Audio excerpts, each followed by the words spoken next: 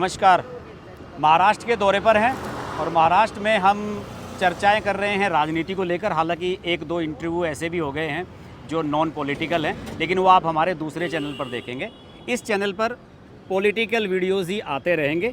आज हम महाराष्ट्र की राजनीति के साथ साथ ये जानने की कोशिश करेंगे कि जो चुनाव को लेकर मुंबई में इस समय माहौल बन रहा है, जबकि हम प्रचार ख़त्म होने के 3 दिन पहले यहाँ पर हैं, तो किस लीडरशिप को किस तरीके से लोग देख रहे हैं, मीडिया के पर्सन उसको किस परसेप्शन से देख रहे हैं, आम जनता के बारे में तो हमने अलग से फीडबैक लिया ही है, वो भी आपको अलग से वीडियो में दिखाएंगे। लेकिन असली जो आईना होता है वो होता है पत्रकारों का। पत्रकार हर जगह से फीडबैक लेते हैं, उनका हर जगह अपना सूत्र होता है। आपने खबरों में पढ़ा होगा कि सूत्रों के अनुसार पत्रकार कुछ भी बता सकते हैं आपको। तो कुछ ऐसे ही पत्रकार साथियों को मैंने यहाँ बुलाया है। हमारे मित्र हैं जितेंद्र दीक्षित, एबीपी में रहे हैं, एनडीटीवी में हैं आजकल, और आप हैं वरुण जी। इनसे पहली मुलाकात है।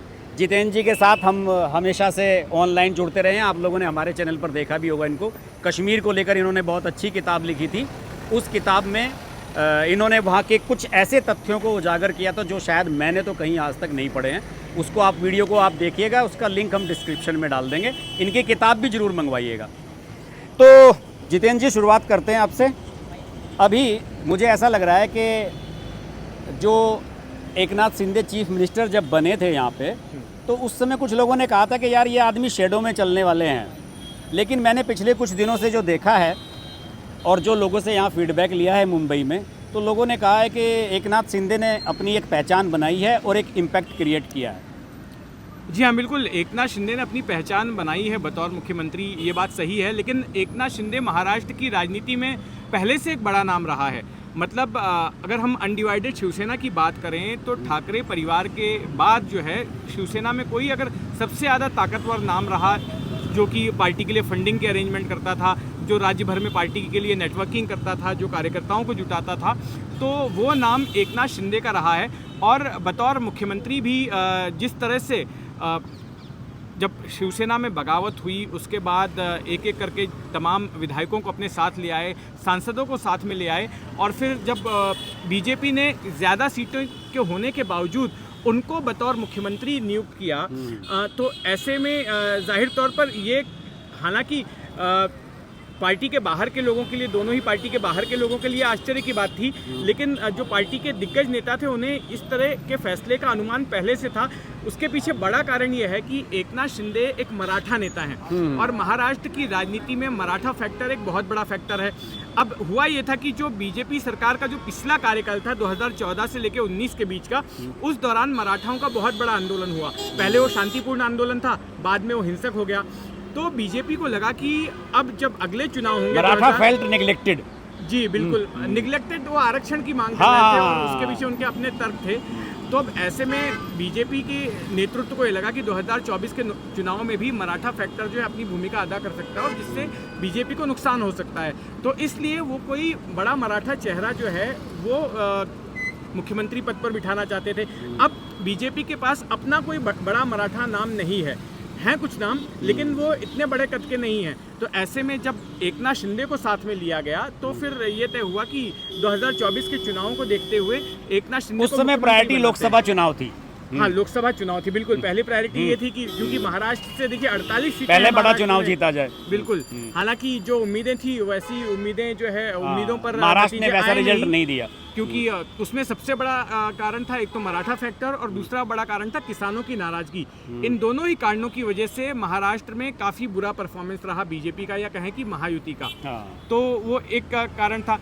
अब विधानसभा के चुनाव में भी जो है मराठा फैक्टर काम कर रहा है। हालांकि हमने देखा कि हाल के कुछ दिनों से जो मनोज जरंगे पाटिल हैं, वो मराठा नेता हैं, वो उतना आक्रामक तरीके से सरकार के खिलाफ नहीं बोल रहे हैं। उन्होंने पहले ये कहा था कि मैं भी अपने, अब तो वो कह रहे हैं कि अपनी मर्जी से किसी को भी कुछ कर देना भाई, मैं कुछ नहीं कर रहा, कोई मैंडेट नहीं दे रहे हैं। हालांकि यहाँ पर मैं एक बात का जिक्र करना चाहूंगा। अभी मैं औरंगाबाद गया था और वहाँ पर मेरी इम्तियाज जलील, जो ऑल इंडिया मजलिस इत्तेहादुल मुसलमीन के नेता हैं, महाराष्ट्र प्रमुख हैं, उन्होंने मुझे कहा कि जब मेरी मुलाकात हुई मनोज जरंगे पाटिल से और मैंने उनका समर्थन मांगा तो उन्होंने मुझे कोई बात बताई। मैंने उनसे पूछा था कि आप तो मराठाओं का समर्थन लेना चाहते चाहते थे, मुस्लिम मराठा कॉम्बिनेशन करना चाहते थे, क्या वो आपकी बात नहीं बन पाई? हाँ। तो उन्होंने कहा कौन कहता है बात नहीं बन पाई। मुझे जरंगे पाटिल ने कहा है कि वो 20 तारीख को गनीमी कावा करेंगे। गनीमी कावा मराठी शब्द है, इसका अंग्रेजी में मतलब होता है कि गुरिल्ला वेरफेयर जो है। अच्छा। तो कुछ वैसा होने वाला है। तो अब देखते हैं कि वाकई में वो गनीमी कावा करते हैं और उसका कोई असर होता है या नहीं होता है। तो वरुण जी, आपसे भी मैं यही सवाल दोबारा रिपीट करूंगा। एकनाथ शिंदे ने अपने आप को इतनी बड़ी पार्टी के शैडो में एक तरह से उन्होंने काम शुरू किया, जैसे कि जितेंद्र जी ने कहा कि वो बड़ा नाम थे, लेकिन ये बात सही है कि महाराष्ट्र के बाहर वो इतना बड़ा नाम नहीं थे, लोग नहीं जानते थे उनको। मुख्यमंत्री बनने के बाद जो रिकग्निशन उन्हें मिली है और उसके बाद जिस तरीके से 2-2.5 साल में उन्होंने काम किया है, तो उससे उन्होंने अपनी एक पहचान तो निश्चित रूप से बनाई है। इसका बीजेपी को लाभ हो रहा है या एकनाथ शिंदे को लाभ हो रहा है? दोनों को लाभ हो रहा है ना। दोनों भी पार्टी, दोनों भी नेता, दोनों भी जो उनके समर्थक हैं वो इस चीज़ को पॉजिटिवली देख रहे हैं। पहला चीज़ तो ये है कि भारतीय जनता पार्टी ने in spite of having 115 MLA, एक दूसरे के पूरक भी बन रहे हैं। हाँ, उनकी 115 एमएलए होने के बावजूद भी उन्होंने उस वक्त वो जो पोजीशन था चीफ मिनिस्टर का, हर किसी ने, हम हर कोई ये कयास लगा के बैठे हुए थे कि उस वक्त देवेंद्र फडणवीस ही मुख्यमंत्री बनेंगे। कोई भी लोग ये भी कह रहे थे कि पीछे से सरकार फडणवीस चलाएगा। अब तो उसमें गलत क्या है? एक्सपीरियंस है उनके पास ज़्यादा, और नहीं, वो हकीकत भी है और उसमें गलत नहीं है। लोग अगर ऐसा कह रहे थे तो ये बड़ी कॉमन सेंस की बात थी कि बीजेपी ज्यादा विधायकों वाली पार्टी है। एकनाथ शिंदे को भले कहने के लिए मुख्यमंत्री बना दिया, लेकिन फडणवीस को, आपको याद होगा उस दिन की प्रेस कॉन्फ्रेंस जब फडणवीस का नाम अनाउंस किया गया तो वो देवेंद्र फडणवीस ने अनाउंस किया था कि एकनाथ शिंदे मुख्यमंत्री होंगे। कुर्सी भी पहले एक थी, फिर 2 रखी गई थी। और नहीं, सुनिए आप बात को, दोपहर को प्रेस कॉन्फ्रेंस होती है राजभवन में, उसमें देवेंद्र फडणवीस अनाउंस करते हैं कि एकनाथ शिंदे मुख्यमंत्री होंगे और मैं सरकार से बाहर रहूंगा। लेकिन 3 घंटे के बाद जब शपथ विधि होती है तब उसमें देवेंद्र फडणवीस भी आते हैं। अब जो जानकारी मिल रही है वो ये है कि देवेंद्र फडणवीस को जानबूझकर सरकार में रखा गया ताकि डी फैक्टो सरकार वही चलाएं, सरकार पर बीजेपी का ही नियंत्रण रहे। देवेंद्र फडणवीस इसके लिए तैयार नहीं हो रहे थे, वो इससे अपना डिमोशन मान रहे थे। पहले उन्हें जेपी नड्डा ने फ़ोन किया, फिर अमित शाह ने फ़ोन किया, आखिरी फ़ोन उन्हें प्रधानमंत्री मोदी ने किया, तब भी वो तैयार नहीं हो रहे थे। तब मोदी जी ने उनको एक लाइन कही और कहा कि देवेंद्र, ये सिर्फ अस्थाई अरेंजमेंट है, ये सिर्फ अस्थाई इंतज़ाम है। ये बोलने के बाद में मोदी जी तो कह देते मैंने तुम्हारे लिए बहुत कुछ सोच के रखा हुआ है। नहीं, वरुण जी, मैं इतना ही कहूँगा कि जो भी डिसीजन लिया गया था उसमें A to Z Devendra Fadnavis जी को पता था और उन्होंने ये डिसीजन इसलिए भी एक्सेप्ट किया क्योंकि उन्हें जो DCM का पोजीशन दिया गया, लोग उसे डिमोशन कहें, लोग उसे कुछ और कहें, जितना मैं जानता हूँ उन परिस्थितियों में और कुछ संभव ही नहीं था। 15 सालों से ज़्यादा जितेंद्र जी जितना शायद उतना ही जानता होगा कि देवेंद्र फडणवीस एक पार्टी के कार्यकर्ता हैं, पार्टी के वर्कर हैं। उन्हें पार्टी ने जो कहा वो उन्होंने किया। आपका जो सवाल था एकनाथ शिंदे का, वो केवल इतना है, बहुत महत्वपूर्ण ये चीज़ है इसमें कि एकनाथ शिंदे महाराष्ट्र में जाने माने थे। आपको मैं एक छोटी सी चीज़ बता दूं, मुख्यमंत्री बनने के लिए या स्टेट चलाने के लिए कोई क्राइटेरिया ऐसा नहीं है कि आपको पूरे के पूरे देश में जानना चाहिए। बिल्कुल। 2002 तक नरेंद्र मोदी जी को भी कोई नहीं जानता था जब तक उनको नहीं बनाया। 10 मुख्यमंत्री मोदी जी ने ऐसे बनाए जिन्हें कोई नहीं जानता, कोई नहीं जानता था। पता नहीं कितने डिप्टी सीएम बनाए हैं जिन्हें आज भी कोई नहीं जानता। बिल्कुल होगा, इसमें कोई दो राय नहीं है। पर मैं ये कहूँगा कि बहुत से ये क्राइटेरिया जो पॉपुलैरिटी की, बिल्कुल सही बात है, कोई गारंटी नहीं होता कि आपको सीएम या डीसीएम बनाया जाए। बट उस चीज़ का, उस मौके का कितना अच्छा फ़ायदा उठाया गया, ये बहुत महत्वपूर्ण है। एकनाथ शिंदे ने इस मौके का बहुत अच्छा फ़ायदा उठाया। उन्होंने बहुत सारी ऐसे डिसीजंस ली। ये बात होने के बावजूद भी कि वो शायद एक रबर स्टैम्प बन के ही सीएम रह जाएंगे, इसको उन्होंने झुटलाया है। जिस तरीके से उन्होंने इस 2.5 साल में डिसीजंस लिए, जिस तरीके से उनको देवेंद्र फडणवीस ने हर कदम आगे रखा, ये आपको ये चीज़ भी बताता है कि दोनों भी पार्टी ने एक दूसरे तालमेल भी रहा। बिल्कुल, और वो तालमेल का ही शुरू में मैं बताता हूँ आपको कि दिल्ली से आया हूँ मैं, तो दिल्ली के मीडिया के बारे में बताता हूँ। दिल्ली के मीडिया का शुरू से ही ओपिनियन ये था कि देखना इनमें जूते बजेंगे आपस में। मैं बता रहा हूँ, वो आप दिल्ली का क्यों, यहाँ पे भी वही सब लोग यही कह रहे थे। और फिर वो जो आपने शुरू में कही थी कि ये डिफेक्टो सीएम यही रहेंगे, वो बात भी बिल्कुल सही थी। लेकिन मैं नहीं जानता कि शायद किसी इशू को यहाँ लोकल लेवल पे आप लोग ज़्यादा बता पाएंगे। मुझे नहीं लगता कि किसी कोई इशू भी पे ऐसा ऐसा हुआ issue हो अभी कि तक दोनों के नहीं बीच में कोई रिफ्ट है, टकराव है, इस तरह का कोई कुछ भी हुआ। ऐसा इशू नहीं आया है कि जहाँ पर आपको रिफ्ट नजर आया। देखिए ये खुलकर नहीं आया यहाँ पर, दर्शकों की जानकारी के लिए मैं बता दूं, जी जी जी जी ये खुलकर सूत्रों जो के है अनुसार नहीं आया है कि एक दूसरे के खिलाफ बोल रहे हों या कुछ कर रहे हों, भले ही पब्लिकली नहीं आया है, लेकिन जो मराठा आरक्षण का मुद्दा था उसको लेकर जो है ना दोनों पार्टियों के सही कह बीच रहे हैं, में उसमें एक थोड़ा सा शक हुआ हो था। गया, क्योंकि मनोज जरंगे पाटिल जो मराठा आरक्षण के नेता हैं वो सिर्फ और सिर्फ फडणवीस को अटैक कर रहे हैं, जबकि शिंदे से वो बात करते हैं। शिंदे का जो रिप्रेजेंटेटिव है मंगेश चिवटे, वो जाता है उसके साथ बैठ के बात करते हैं। उसमें तो जितेंद्र जी फिर वही ब्राह्मण और मराठा वाली बात आ जाती है। देखिए। आप एक बात बताओ, इतने साल तक इतने मराठा सीएम रहे यहाँ, उनसे आरक्षण क्यों नहीं ले लिया तुमने? किसी ने दिया एक ब्राह्मण बन गया 5 साल के, तो उस नहीं, बेचारे के पीछे नहीं, पड़ गए। नहीं, देखिए यहाँ पे ना थोड़ा सा फैक्चुअली करेक्ट करूंगा, जो जितेंद्र भी एक्सेप्ट करेंगे कि वो अकेला बेचारा ब्राह्मण सीएम था जिसने इनको रिजर्वेशन दिया। हाँ, रिजर्वेशन दिया, सुप्रीम कोर्ट तक लड़ाई लड़ी। सुप्रीम कोर्ट में जाने के बाद यहाँ की जो उस वक्त की तत्कालीन एमडीए गवर्नमेंट थी वो उसको ठीक तरीके से लड़ नहीं पाई, बिल्कुल। और उस कारण से वो रिजर्वेशन चला गया। और ये तो देवेंद्र फडणवीस बार बार कहते हैं कि शरद पवार जी से लिखवा के ले आओ, बिल्कुल, अगर वो गारंटी देते हो तो। 1996 में जब वो तो मराठा हैं। 94 में जब जीआर निकला था रिजर्वेशंस को लेकर, उस वक्त भी अगर ये डाल देते, जो आज कई मराठा लीडर्स कह भी रहे हैं हाँ। कि शरद पवार ने अगर उस वक्त हेल्प की होती तो शायद मराठा रिजर्वेशन 94 में 95 में आ गया होता। बट जैसे देखें महाराष्ट्र की राजनीति कभी भी वो फार्मर्स वाला, जो जितेंद्र ने एक चीज़ कही, मैं उसमें कहूँगा कि फार्मर्स मैक्सिमम अगर आप देखो तो एंटी एनडीए एंटी बीजेपी रहा। हाँ। कभी फार्मर्स बहुत प्रो बीजेपी नहीं रहा है। विदर्भ में भी अगर आप देखें तो बहुत लंबे समय तक कांग्रेस का ही वर्चस्व रहा है। सभी जगह रहा है, नॉर्थ में भी आप टिकैत वगैरह देखिए, वो सब वो एस्टेब्लिशमेंट के तो against। वो उनका तो फार्मर्स बहुत ज़्यादा सपोर्ट में नहीं रहा। आज भी जो मोदी जी ने एमएसपी पे डिसीजन लिया है 6000 वो प्रति क्विंटल वाला, तो वो कहीं ना कहीं ऐसा लग रहा है कि वो आज भी कोशिश में ही है। वो चीज़ों को बीजेपी अभी तक शायद फार्मर्स पॉलिटिक्स जो होती है, शायद एग्रेरियन पॉलिटिक्स जिसको कहते हैं, वो शायद उतना ठीक से समझ नहीं पाई। तो इतना पर वैसे वरुण जी, मैं आपको बताऊं, पूरे देश में ही जो फार्मर्स हैं ना, उन्हें कोई भी गवर्नमेंट कुछ नहीं कर पाती है। ये तो मैं तो एमएसपी के चक्कर मैं तो सब टिकैत डूब साहब के जिले से आता हूँ। अच्छा। हाँ, तो मैं तो जानता हूँ इन सब की जो राजनीति है। एक तो दरअसल क्या है कि फार्मर्स की जो सो कॉल्ड राजनीति करते हैं ना, जो इनके फ्लैग ब्रियर्स होते हैं कि सब हम झंडा लेके चल रहे हैं आगे, वो क्या होते हैं, वो केवल सरकार में सेटिंग चाहते हैं। वो ये चाहते हैं कि मुख्यमंत्री मुझे सामने बैठ के चाय पिलाए, और विदेश में जो प्रतिनिधिमंडल किसानों के जाते हैं उसमें मेरा रिप्रेजेंटेशन रहे। उनकी सिर्फ इतनी इच्छा है और कुछ नहीं है। इसलिए जो किसान आप कह रहे हो ना कि किसान के वोट की वजह से, किसान अपनी वजह से वोट किसी के खिलाफ कर दे, कम से कम किसान संगठनों के कहने पे वो वोट किसी को नहीं देता। वही मैं कह रहा हूँ कि जो एग्रेरियन पॉलिटिक्स है, शायद उसको जिस तरीके से हम देखते आ रहे हैं कुछ दिनों में, शायद ज़मीनी हकीकत जो है वो उससे परे है। पर यहाँ पर एक चीज़ बहुत महत्वपूर्ण है कि विदर्भ में, जैसे मैं पहले ही कह रहा था, जितेंद्र भी एक्सेप्ट कर रहे हैं कि विदर्भ में जो किसान रहे हैं वो ज़्यादा बीजेपी के फेवर में नहीं रहे। सिर्फ 2014 शायद और 2019 में भी हल्का सा, पर 2024 के चुनाव में तो नहीं, 2014 और 19 में तो इसलिए कहते हैं कि हर जगह बूम बूम था, मोदी वेव था, उस कारण इसलिए उसमें पता ही नहीं लगता। जब आदमी का डाउन होता है ना, कहते हैं ना कि हकीकत जो रहती है वो बुरे वक्त में पता लगती है। अब सारे तथ्य सामने निकल के आने लगते हैं। चलिए महाराष्ट्र पे आते हैं फिर से, और ये तो बात हो ही गई। अभी 2 इशू बड़े सेटल होने हैं यहाँ पे। मैं तो अपने जितने भी वीडियोज़ में यही कहता हूँ कि मेरा मानना है कि ये चुनाव 2 चीज़ें सेटल करने वाला है। सबसे पहले तो असली एनसीपी कौन सी है और असली शिवसेना कौन सी है। मेरे ख्याल से वो सेटल हो चुका है। अच्छा, असली बताइए, एक्सप्लेन कीजिए। बिल्कुल, मैं एक्सप्लेन करता हूँ आपको। असली एनसीपी सच कहा जाए तो जो वोटर बेस है वो शरद पवार के साथ है, तो वो एनसीपी मैं मानता हूँ असली है। मैं सहमत हूँ। और जो असली शिवसेना है वो एक नाथ शिंदे के साथ इस कारण क्योंकि लोकसभा चुनाव में, चलिए 2 पत्रकार सहमत हो रहे हैं एक मुद्दे पे। जहाँ लोकसभा चुनाव में जहाँ पर भी डायरेक्ट फाइट थी शिवसेना वर्सेस यूबीटी शिवसेना, यानी एक नाथ शिंदे और उद्धव ठाकरे की, वहाँ पर एक सीट को छोड़कर बाकी सब जगह पर शिंदे सेना थी। और शिंदे सेना की स्ट्राइक रेट बहुत अच्छी थी उद्धव ठाकरे वाली शिवसेना। हाँ, वो तो है। तो जो वोटर है उधर शरद पवार वाली स्ट्राइक रेट बढ़िया रही। तो जो वोटर है, जो उनका सपोर्टर है, शायद वो एक नाथ शिंदे के साथ है।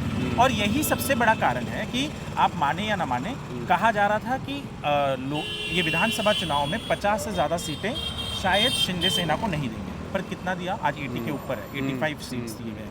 तो ये सबसे बड़ा रीज़न है, क्योंकि बीजेपी को भी ये समझ में आया कि भाई हम 27 लड़के 9 आए, खींचने का अपनी, हम 27 लड़के 9 आए, हमारा वोटर उनको वोट कर रहा है।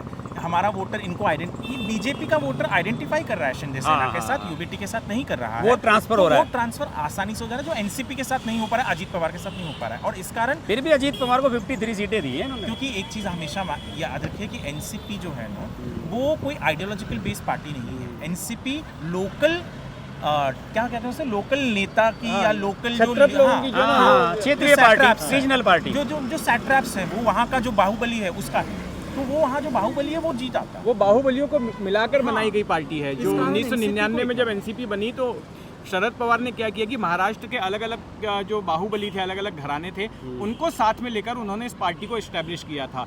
और वही अभी जो है अब हुआ ये कि पिछले साल 2023 में जब बगावत हुई तो ज्यादातर बाहुबली जो है उस खेमे में अजीत पवार तो कहते हैं आप हमें बगावत कहते हो, बगावत नहीं है। जिसके पास ज्यादा विधायक है, जिसके पास ज्यादा सांसद है, वही पार्टी है। बगावत कुछ नहीं है। वो कह रहे हैं कि जिसके पास मेजोरिटी वोटर है वो उसकी पार्टी है। मैं एकनाथ शिंदे ने जो किया, उसको बगावत ना कहा जाए, लेकिन एकनाथ शिंदे ने जो किया वो बगावत नहीं थी। बगावत इसलिए है ना जितेंद्र जी, चाचा से अलग भतीजा हो गया, चाचा से भतीजा अलग हो गया, इसलिए बगावत कह सकते हो कि ये घर में ये लौंडा जो है बागी हो गया। एकनाथ शिंदे ने बगावत नहीं की। वरुण भाई की इस बात से मैं सहमत हूँ, वो बगावत नहीं मानी जाएगी। हाँ, पर एकनाथ शिंदे ने जो किया वो शायद हम लोग 1.5 साल पहले सोच रहे थे। जब हुआ तब शायद सब नींद से जागे। बहुत आश्चर्यचकित करने वाला था। मुझे याद है मैं भारतीय जनता कार्यालय में बैठा हुआ था, एमएलसी चुनाव थे, भारतीय जनता पार्टी बाजी मार गई थी। वहाँ पे किसने बोला कि शिंदे गायब है, मैंने ट्वीट किया। 9 बजे मैंने ट्वीट किया। और मैं एमएलसी चुनाव से शुरू हुआ था, और मुझे बहुत सारे लोग जिसमें ठाकरे की बड़ी वो हुई थी कि यार उद्धव ठाकरे कुछ नहीं कर पाए। बहुत बार बोलते थे कि शिंदे जा रहा है, शिंदे जा रहा है। तो मैंने ऐसे ही ट्वीट किया कि one of the leaders from UBT ministers have gone unreachable. रात होते हम तो फोन साइलेंट पे करके सो गए। सुबह पता चला कि सच में गायब हो गए। रात को 2 बजे मैंने बोला गुजरात पहुंचे, गुजरात से असम पहुंच गए। और जिस नेता ने मुझे वो खबर दी थी ना, मैंने उस नेता को सुबह सबसे पहले फ़ोन किया, भाई तुम्हारी खबर तो सच निकल गई। इतने साल से बोल रहे थे सच नहीं निकली। बोला वरुण जी आप मानते नहीं थे, तभी भी सच होने वाला था, बट तब कुछ अटक गया था, इस बार नहीं अटका। और तब ये धीरे धीरे हुआ। इसमें जो कहते हैं ना, मुझे बहुत अफसोस एक चीज़ का होता है, क्योंकि मैं जितेंद्र नोस की एक समय था कि I used to be close to जो उद्धव ठाकरे की सेना है, उनके लोगों के साथ बहुत करीबी थी। आजकल तो बहुत बैंड बजाते हैं। आदित्य ठाकरे के बोलने पे मैंने एलएलबी किया। उसने कहा कि चलो एलएलबी करते, तो हमने एलएलबी का एडमिशन तब लिया था साथ में। अच्छा, भले अलग अलग कॉलेज से किया, बट ये वो जो शिवसेना थी और आज जो शिवसेना, मुझे बहुत अफसोस ये होता है कि कल भी मैं एक डिबेट में था, वहाँ पे एक न्यूज़ चैनल के डिबेट में था, और वहाँ पे एक नए मिंटेड स्पोक्स पर्सन है उनके, मुस्लिम स्पोक्स पर्सन है। तो अच्छा, वो हिंदुत्व की बात कर रहे थे। उनके बगल में कांग्रेस के स्पोक्स पर्सन थे, वो भी हिंदुत्व बाला साहब ठाकरे के हम फॉलोअर है। ये मैंने कहा कि एक चीज़ कह दीजिए मुझे कि बाला साहब ठाकरे ने कहा था कि भैया जो बाबरी मस्जिद तोड़ी वो मेरा शिवसैनिक है, तो मुझे गर्व। क्या आप ये बात बोल सकते हैं? हाँ, दोनों चुप बैठे। कहने से कुछ नहीं होता। हाँ, मतलब यानी आप बाला साहब ठाकरे, आपकी बॉडी लैंग्वेज, आपके कर्म में वो चीज़ दिखनी चाहिए। बाला साहब ठाकरे का हिंदुत्व लेकर आप वोट मांगना चाहते हो, पर वो हिंदुत्व फॉलो नहीं करना चाहते। और ये बहुत अफसोस होता है, क्योंकि जिस तरीके से लोग मुझे कहते हैं कि आप जानबूझ के पेंट करते हो उद्धव ठाकरे को एज मुस्लिम मसीहा। मैं मुस्लिम मसीहा जानबूझ के नहीं पेंट करता हूँ। पेंट अभी कहाँ से मसीहा हो गया? अभी तो एक चुनाव नहीं जीते हैं अभी तो। नहीं, आज अगर आप मुंबई में किसी भी मुसलमान को पूछोगे कि आप किसको वोट करोगे, तो बोलते हैं अगर उद्धव ठाकरे जनाब हैं तो उनको वोट करेंगे। और ऐसे लोकसभा में ये तो बड़ा स्टेटमेंट दे रहे हैं मुसलमानों में, मतलब मुसलमानों का मसीहा है आज। बड़ा ही आश्चर्य था कि मैं आपको बता रहा हूँ 1996 के लोकसभा चुनाव की कि मध्य मुंबई से शिवसेना के उम्मीदवार थे मोहन रावले। मैं उनके साथ चुनाव प्रचार कवर करने के लिए गया था। तब मैं सामना अखबार में काम करता था, और वहाँ पर शिवसेना के गढ़ में थे। बिल्कुल, हाँ, बिल्कुल। और नागपाड़ा जो मुस्लिम बहुल इलाका है, वहाँ पर एक शिवसेना की शाखा खोली गई थी। सलीम बड़गुजर नाम का व्यक्ति वहाँ का शाखा प्रमुख था। तो जब हम रावले के साथ वहाँ पहुँचे तो बड़गुजर ने हमारा स्वागत किया। पूरे इलाके में चुनाव प्रचार किया गया। हमने एक एक गली घूमी नागपाड़े की। और उसके बाद में होता यह है कि तीसरे दिन उस सलीम बड़गुजर की हत्या की खबर आती है, और छोटा शकील हत्या करवा देता है कि जिस शिवसेना ने मुसलमानों की हत्याएं करवाई दंगों में 92-93 के, आप उसकी शाखा जो है वो कैसे नागपाड़ा जैसे मुस्लिम इलाके में खोल रहे हो। इस बात को लेकर उसकी हत्या करवा दी गई। लेकिन बड़े ही आश्चर्य की बात है, मैं पिछले साल चौंक गया जब मैंने उसी छोटा शकील की गली जहां पर छोटा शकील रहता था, उस गली के मुहाने पर शिवसेना की शाखा खुली देखी। उद्धव ठाकरे शिवसेना और उद्धव ठाकरे वाली शिवसेना, उद्धव ठाकरे वाली शिवसेना, वहां पर उसकी एक तस्वीर लगी हुई है। उद्धव ठाकरे, आदित्य ठाकरे, बाल ठाकरे, वहां पर उनकी तस्वीरें लगी हुई है। और उसी गली टेमकर मोहल्ला, टेमकर स्ट्रीट, जहाँ पर छोटा शकील रहता था। लेकिन यहाँ पे अभी एक नाथ शिंदे का मैं इंटरव्यू सुन रहा था, वो किसी चैनल पे थे, ये कॉन्क्लेव वगैरह जो होती हैं इनमें से, तो वो ये कह रहे थे कि ये तो कांग्रेस के वोटों पे जीते हैं शिवसेना वाले। आप ये बात मान लीजिए, तो यानी कि मुस्लिम वोटर और वो सब मुस्लिम उनका वोटर जो हैं वो कांग्रेस के वोटर हैं, वो उद्धव ठाकरे में उद्धव ठाकरे को ज्यादा सेक्युलर मानते हैं आज कंपेयर टू। और सेक्युलर की परिभाषा यहाँ पे ये है कि भाई हम मुसलमानों की तारीफ हिंदुओं को गाली दो, तो वो सेक्युलरिज्म की परिभाषा यहाँ पे है। उसके अलावा देखिए, यहाँ पर आपके दर्शकों को ये भी जानना चाहिए कि 2003 में जब उद्धव ठाकरे ने शिवसेना की कमान संभाली, उसके बाद आप उद्धव ठाकरे के किसी भी भाषण को देख लीजिए, उद्धव ठाकरे बिल्कुल अपने पिता से विपरीत रहे हैं। मतलब उन्होंने कभी भी ना तो उत्तर भारतीयों को गाली दी, ना उनको धमकाया, ना कभी उन्होंने मुसलमानों को गाली दी, ना उनको धमकाया।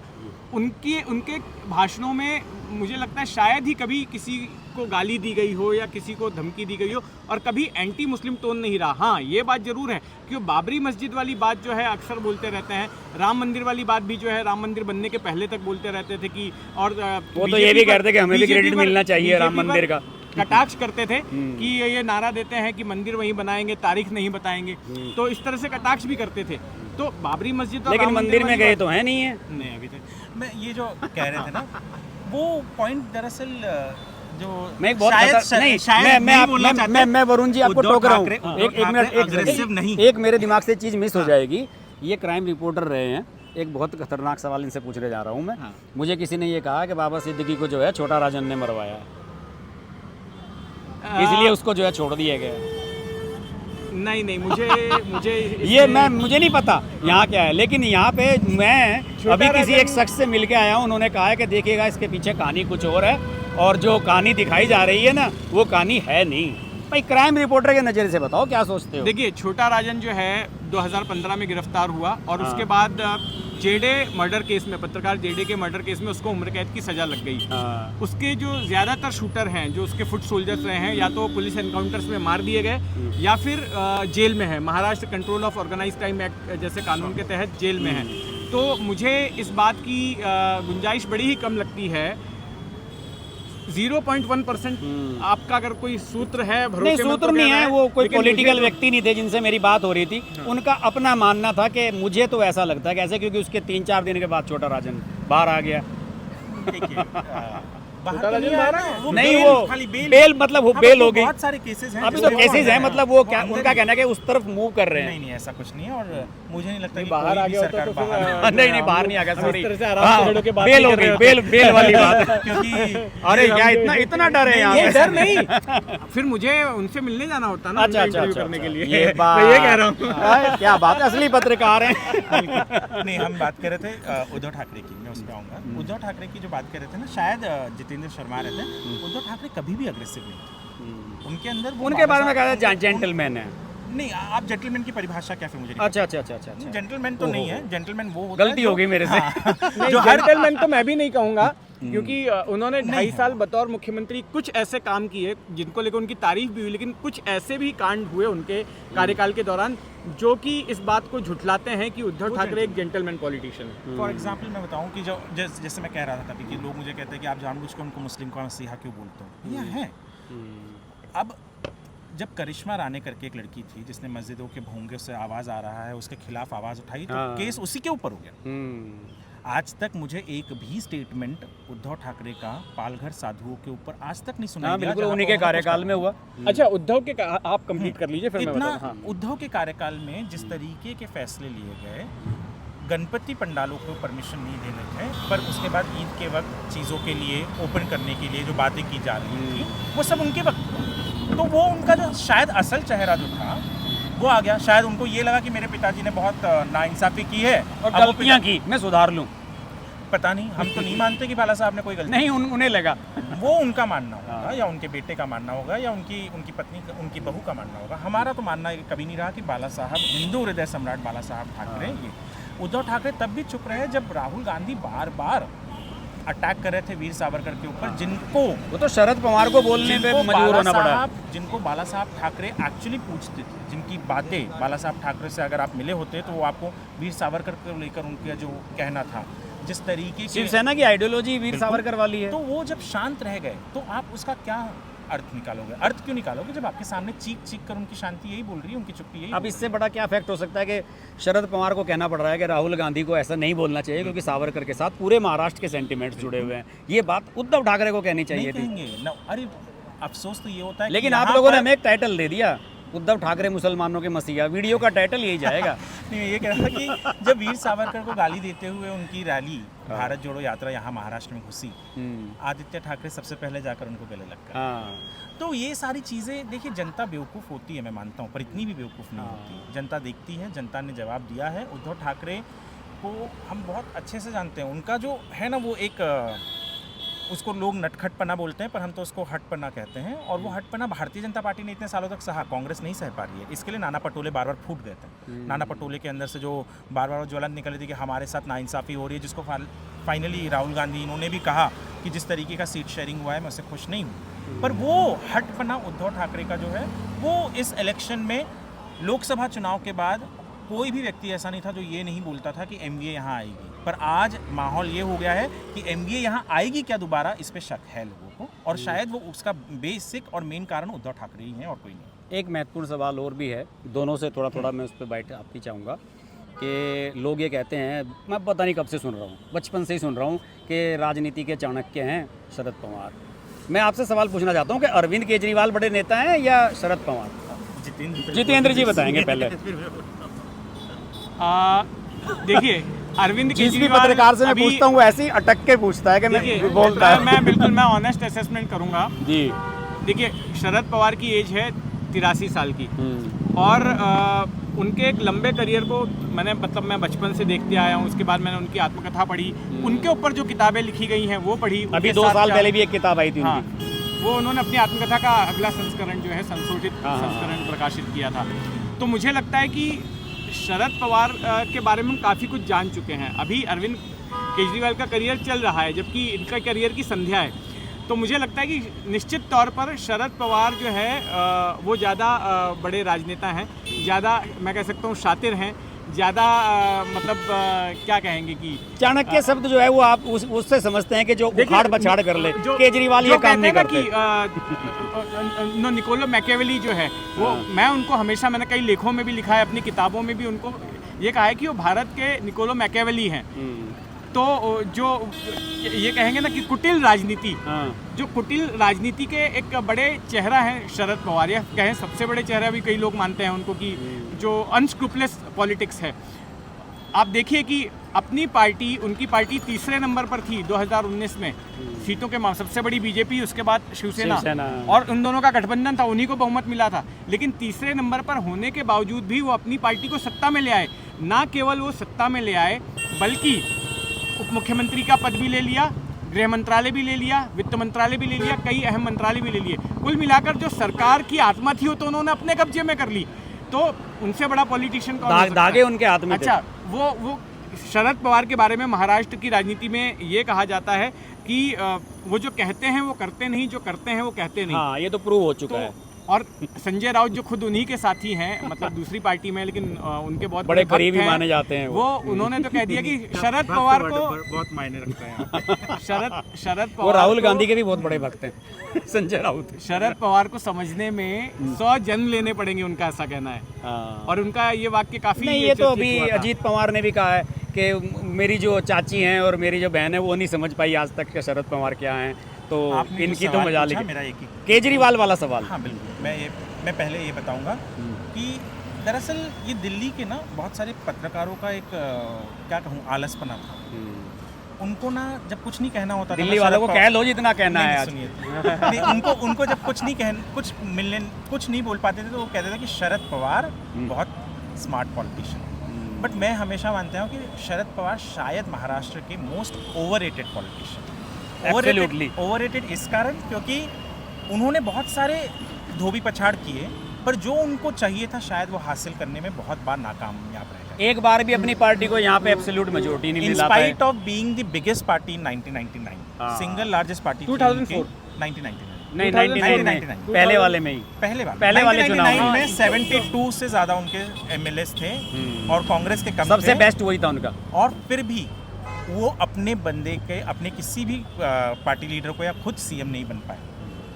नहीं, इसके पीछे तो उनका सीएम तो तभी बने जब कांग्रेस में रहे। वो जो भी रीजन है, पर मैं कह रहा हूँ कि आज तक वो पीएम इन वेटिंग ही रहे। हाँ। आज तक वो अपनी बेटी को लॉन्च ही करते रह गए, जिस तरीके से राहुल गांधी को लॉन्च किया जा रहा है। भले उनकी बेटी राज्यसभा लोकसभा जीत चुकी है, मैं डिनाई नहीं कर रहा हूँ, पर उनको लॉन्च करने का मतलब ये था कि मैं उसको एक स्थापित करने की जो एक प्रयास छत्र अध्यक्ष बना सकूं और पूरी की पूरी पार्टी उसके साथ रहे। जैसे ही उन्होंने वो कोशिश किया, उनकी पार्टी टूट गई। उनका खुद का जो भतीजा है वो पार्टी छोड़कर चला गया। जब वो अपने पार्टी को जो इतने और इस कारण भी बहुत से लोगों को उनके अंदर ट्रस्ट नहीं, क्योंकि उनके बारे में ये कहा जाता है, ये सत्य भी है कि पहले तो उन्होंने अपनी माँ का दिल दुखाया था जब वो कांग्रेस जैसे पार्टी में गए थे, क्योंकि उनकी माँ PWP की एक एक एथिस्ट पार्टी या एथिस्ट विचारधारा वाली थी। उनको बड़ा अफसोस होता था कि मेरा बेटा एक ऐसे पार्टी में गया वहाँ। दूसरी बात, उन्होंने अपने खुद के अपने भाई के खिलाफ भी उन्होंने प्रचार किया था। भाई के खिलाफ प्रचार किया था। अपने गुरु को कहते हैं कि खंजर घोपा उनके खिलाफ, उनको गिरा दिया सीएम से और अगले दिन खुद सीएम बने थे।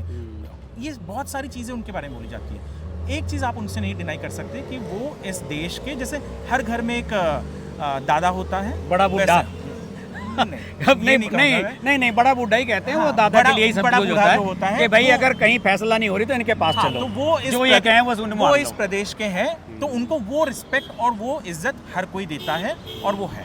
केजरीवाल, मैं ये मानूंगा कि शायद उनसे स्मार्ट पॉलिटिशियन है।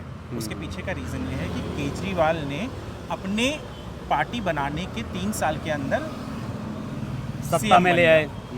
केजरीवाल अपना पार्टी बनाने के 5 से 7 साल के अंदर नेशनल पार्टी का स्टेटस ले लिया उसने। केजरीवाल अपने 2 स्टेट में सरकार बना ली। 2 स्टेट में सरकार बना ली। आज भी उसका कई ऐसी जगह है, कहते हैं कि हरियाणा में आम आदमी पार्टी ने कांग्रेस को हराया, कांग्रेस को बीजेपी ने नहीं हराया, यही कहते हैं। तो केजरीवाल स्मार्ट इस कारण है कि जैसे उसको समझ में आया कि भाई उसने अपने नीचे लीडरशिप तैयार किया, जो शरद पवार शायद ठीक उस तरीके से तैयार करने में असफल रहे। केजरीवाल को जिसको बनाना है लीडर, वो उसको बनाएगा। शरद पवार को जिसको लीडर बनाना था वो उसको लीडर नहीं बना पाए। तो इस हिसाब से मैं कहूँगा कि अगर इन दोनों में कंपटीशन है तो केजरीवाल स्मार्ट पॉलिटिशियन है, शरद पवार का। ये दिल्ली वालों की भी यही ओपिनियन है। नहीं, आप क्या मानक तय करते हैं स्मार्ट पॉलिटिशियन के, उसके ऊपर हाँ नहीं वो बात स्मार्ट आपकी सही है। पॉलिटिशियन, देखिए पॉलिटिशियन के लिए सबसे बड़ा मानक यही होता है कि इलेक्टोरल विक्ट्री क्या है, पोजीशंस का क्या आपको मिल रहे हैं और आप नंबर्स कितने हैं आपके पास, और किस तरीके से आप मानक ये भी है ना कि आप किस तरह से आप सत्ता में पहुंचते हैं। देखिए, एक पॉलिटिकल पार्टी के गठन के पीछे का मकसद क्या होता है कि सत्ता हासिल करना। शरद पवार बिल्कुल उस उसूल के साथ चिपके हुए हैं कि किसी भी तरह से हमको सत्ता में रहें या सत्ता के आसपास रहें। बिल्कुल और खुद नहीं रहे तो किसी को भेज देकर रहने के लिए। अच्छा, थोड़ा सा बस ठाकरे के बारे में थोड़ा सा और बात कर लेते हैं। वो थोड़ा सा 2-4 पॉइंट में मिस कर गया था। एकनाथ शिंदे के बारे में बात हो गई, उद्धव ठाकरे के बारे में बात हो गई। उद्धव ठाकरे चुनाव खुद क्यों नहीं लड़ते? क्योंकि उनको मालूम है कि कहाँ से लड़ेंगे। क्या बात कर रहे हो? मतलब उद्धव ठाकरे चुनाव लड़े और वो जीत नहीं पाएंगे? कहाँ से? नहीं, मुझे नहीं पता, ये तो आप मुंबई वाले बताओ। हम बताते हैं, हम मुंबई वाले हैं। मुझे मुंबई कहना है। हाँ, मुंबई पर हम मुंबई वाले इस कारण, देखिए आज का तो पता नहीं, पर वो क्यों 2019 में जब उनके सामने ऑप्शन था, 2020 में जब उनको वो MLC वाला ये हुआ, उपचुनाव कर लेते, उपचुनाव करवा सकते थे किसी भी अपने बंदे को खाली करके, पर उस वक्त माहौल नहीं, उनको पता था कि वो नहीं जीतेंगे।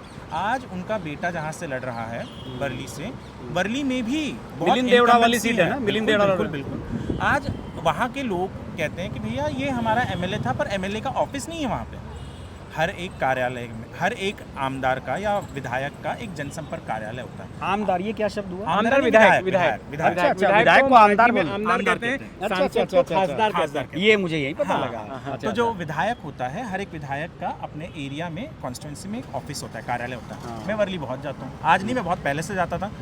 जब आदित्य कैंपेन कर रहा था तब भी जाता था 2019 में। वहाँ पे उसका खुद का एक ऑफिस तक नहीं, लोगों को टच नहीं रहा उसका, लोगों का कनेक्शन नहीं रहा उसका। तो वहाँ से वो जीत पाएगा क्या इस बार, उसको लेकर बहुत शक है। ये मैं नहीं, हर कोई कह रहा है जो भी वहाँ जाता है, ये नहीं कह रहे कि वो हार ही रहा है, पर ये भी कह रहे हैं कि जीत पाएगा क्या, इस बात पे भी शक है। तो उद्धव ठाकरे कौन से सीट से लड़ लेते हैं? बांद्रा ईस्ट से आज उनका जो उनके साढ़ू का बेटा लड़ रहा है, वरुण सरदेसाई। लोग कह रहे हैं कि वो जिशान सिद्दीकी के खिलाफ हार जाएगा।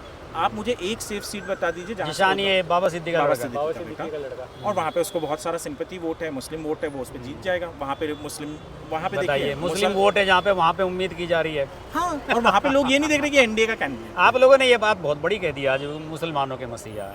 वो मुसलमान के मसीहा है तो है, मुस्लिम मानते हैं। मैं मुसलमानों के साथ बहुत उठता बैठता हूँ। मैंने बीच में उनसे यही पूछा था कि भैया, किसने मुझसे कहा कि तुम तो एकदम बीजेपी में। बोला हाँ, पर मैं आप लोग की तरह बदलता नहीं हूँ। कल तक आप लोगों के लिए उद्धव ठाकरे हूँ तो अड़के हूँ, हाँ नहीं थे ना अच्छे नेता। कल तक आपके लिए बाला साहब ठाकरे के बेटे शिवसेना आपके लिए एंटी मुस्लिम पार्टी थी। The day they join hands with Congress and NCP, आपके लिए वो बहुत अच्छे हो गए। आपके लिए आज वो एकदम जो भी है उद्धव साहब बोलते, उद्धव साहब के साथ गलत हुआ, वही उद्धव साहब के साथ गलत हुआ जिसको आप लोगों ने 2019 तक में वोट नहीं किया था। मुंबा देवी कॉन्स्टिट्यूंसी में उनका कैंडिडेट हार गया था। तो भाई क्या किस तरीके से आप बात करते हैं, तो ये जो चीज़ें नज़र आती हैं उसमें क्लियर है कि अगर, और ये बात मैं आपको लिख के देता हूँ, आज कांग्रेस को जितना उद्धव ठाकरे की ज़रूरत है ना, शायद उद्धव ठाकरे को उससे ज़्यादा कांग्रेस की ज़रूरत है। क्योंकि उद्धव ठाकरे को भी पता है कि उनके पास जो वोटर है, वो मुसलमान वोटर, वो कांग्रेस की वजह से आज उनके साथ है, वेंटिलेटर पे हैं। बिल्कुल। तो ये कोई दो राय नहीं। तो फाइनल नोट एक 2-2 मिनट का क्या लग रहा है यहाँ महाराष्ट्र में?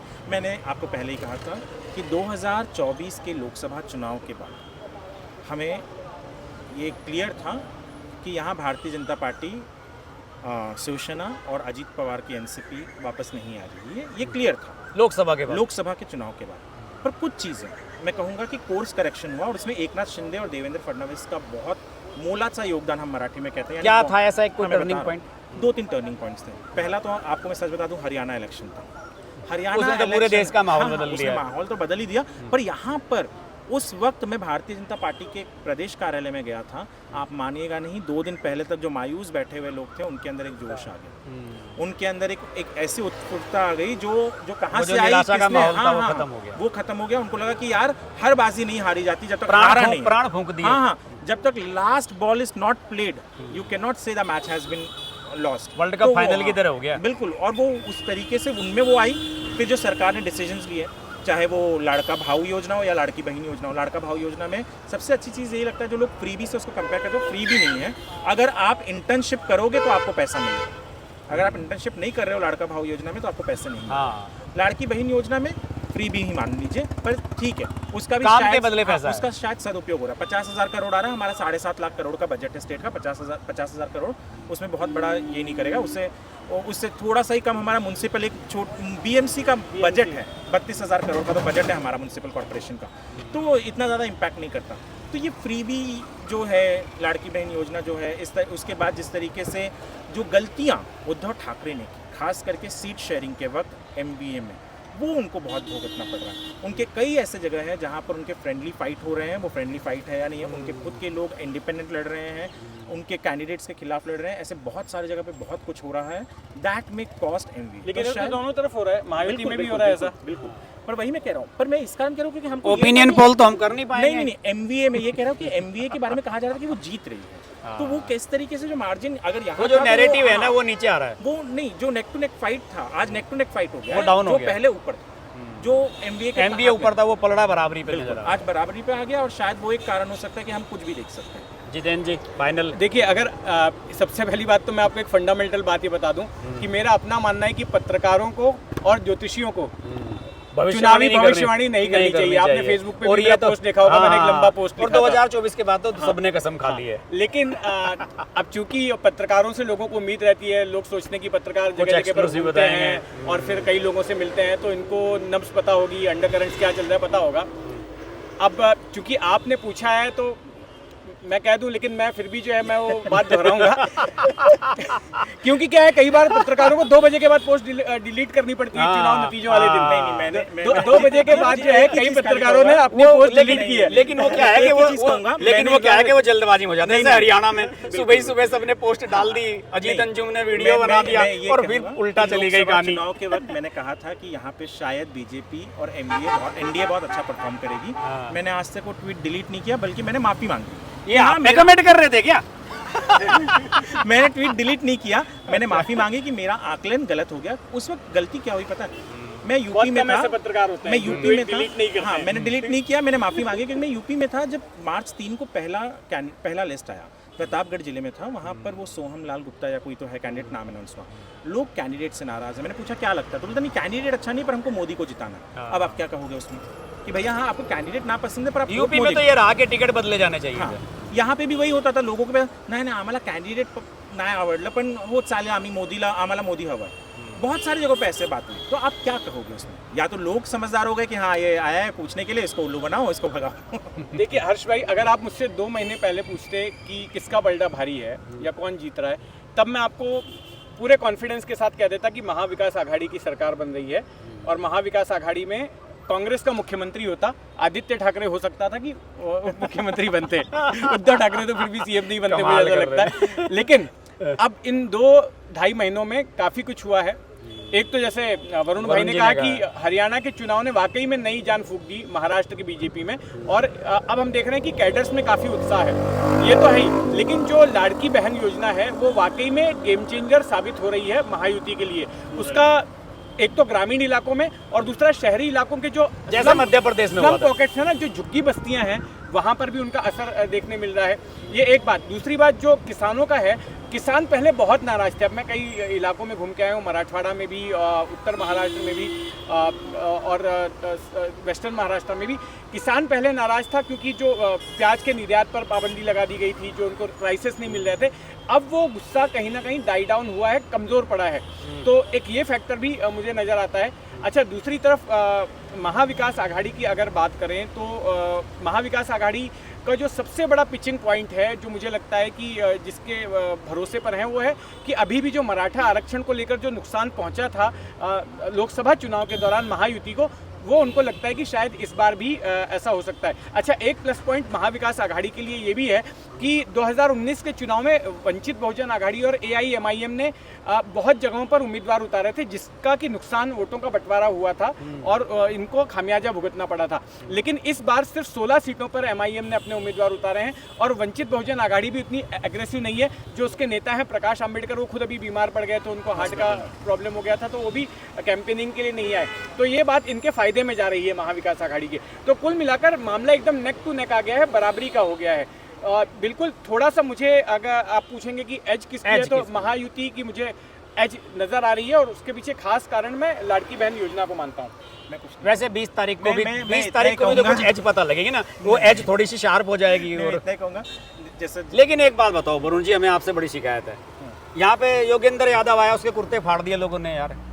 वो तो खुद कांग्रेस के तहसीन पूनावाला ने कहा था ना कि सबसे बड़ा नेता कांग्रेस का वो है। मैंने तहसीन को पूछा भी उस दिन कि भाई क्या हो गया ये, तो तहसीन ने कहा कि भाई ये सबसे बड़े नेता है कांग्रेस के अभी आजकल के, और शायद यही सबसे ये महाराष्ट्र वालों की अच्छी बात नहीं है। योगेंद्र यादव कुर्ते फाड़ दिए, उसे बोलने नहीं दिया बेचारे उनके लोगों ने फाड़ा है, किसी और ने तो फाड़ा नहीं, जिनको वो रोज दिन रात सलाह देते हैं। योगेंद्र यादव जैसा बनना चाहिए। आप कभी भी कहीं पर भी किसी भी वक्त ढल जाएं, पानी जैसे ही योगेंद्र यादव, जहाँ डालो उनके हो जाते हैं। जो जिस चीज़ में डालो वो आकार ले लेते हैं, वो रूप ले लेते हैं। तो वैसा अगर बन सकता है इंसान तो बहुत अच्छा है। पर योगेंद्र यादव अपने आप में एक जाने माने शेफोलॉजिस्ट हैं जो बार बार फेल हो रहे हैं। बस इतना ही कह सकते हैं, और क्या। अगर आपको हमारी वीडियो पसंद आई तो वीडियो को लाइक करें, चैनल को सब्सक्राइब करें और नोटिफिकेशंस के लिए बेल आइकन को प्रेस करें।